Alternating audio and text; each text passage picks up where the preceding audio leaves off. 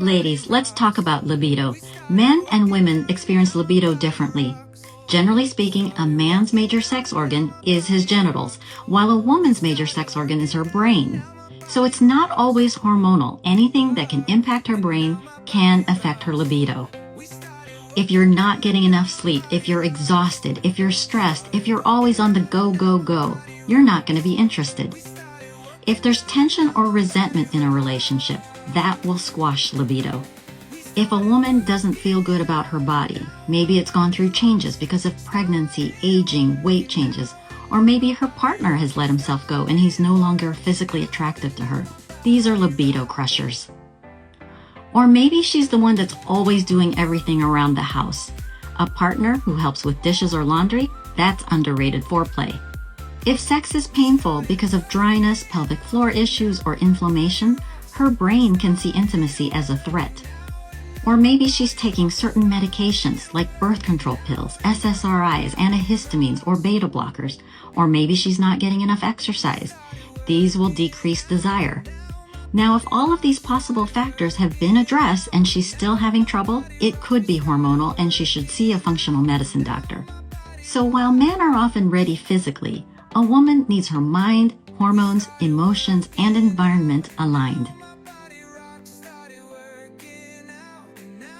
If your libido is low, which by the way, so many people have this issue, but they just don't talk about it because it's frowned upon or whatever, here are natural remedies that legit work so well. Start with maca root. It boosts dopamine so you actually feel desire again, and it gets blood flowing to all the right places, if you know what I mean. The second one is shatavari. This is especially useful for women if dryness is part of the issue because it supports your estrogen and it also supports natural lubrication. Number 3 is fenugreek. It mildly increases testosterone, and this is so important because testosterone increases your drive, your energy, even your sensitivity. And if you don't have optimal testosterone levels, you're gonna feel flat. And the last one is my favorite, ashwagandha. Ashwagandha helps if stress is the root cause of your low libido, which I think is the case for so many people these days. High cortisol shuts down your libido. So ashwagandha brings that high cortisol down, it regulates it, and it helps your brain and your body and their pleasure. And if that matters to you, make sure you hit follow. So then your desire becomes impulsive.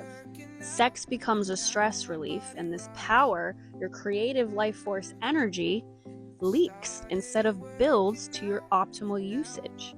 That might be why your attraction fades fast and your intimacy feels flat. So start practicing this. When your arousal rises and builds, don't rush to finish. Slow your breath, allow the sensation to spread throughout your body before you collapse into release. This is not denying yourself. This is training yourself to expand your own capacity. Anyone can chase pleasure, but power comes from containment, and containment creates more magnetism. All right, here's a biggie, libido. I will tell you that libido is a problem for 100% of people that walk into this office, meaning anyone in perimenopause. And it's not even just perimenopause or menopause. It's actually a huge problem for most people after they have kids. And to expect that you're gonna have spontaneous desire and the same libido that you had when you were in your 20s before life was super complicated, before you had kids and responsibilities and no privacy, and you're in the honeymoon phase with your boyfriend or husband, that is absolutely understandable. I think most people come in here asking about it because they think there's something wrong with them for not having that same libido. But spontaneous libido is hard, it's tricky, and it's a multi-pronged approach to figuring out the problem. We call it the biopsychosocial method. So it's the reason why I have like literally 10 books back here all about libido and how to try to figure it out and solve it, but I usually run through a list with my patients, and that list includes asking questions about the relationship and how that is, asking questions about stress. Are you tired? I had a patient come in here the other day that she's like, I just can't come home from work and take care of the kids and clean up after dinner and then turn that switch on and just be into it. No, that doesn't happen. Don't expect that. But we talk about, what is going on in your life? Do you feel good about your body? Are you tired? Are you having hot flashes? Are you not sleeping? There's so many different things that actually it needs to be looked at as a whole. And say in rare cases, we go through that whole entire list and we don't find anything that is wrong. Love your husband, you're an empty nester, no kids at home, you have privacy, you're not suffering from financial stress or difficulties, you're not having pain with sex. We can check off a million different things. The list is literally 20 things long. And if all of that is negative, then I say, What happens when you go away for a weekend with your husband? When you don't have the stresses of the day-to-day life, when you're not worried about cooking and cleaning, and do you guys have sex then?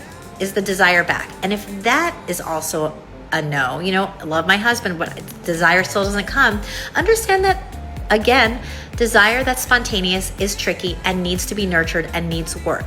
There are many, many books I recommend. Anatomy of Desire was a great one on how to cultivate libido and things like this, but it takes work, and it takes work from both you and your partner. I mean, some of the times that my spontaneous desire has come about have literally been from nothing sexual. It's just a nice, wonderful thing that my husband did and that came in and he saved the day. So ask yourself, what does your partner do that can turn you on? What is something that you can do to turn yourself on? Is it buying sexy lingerie?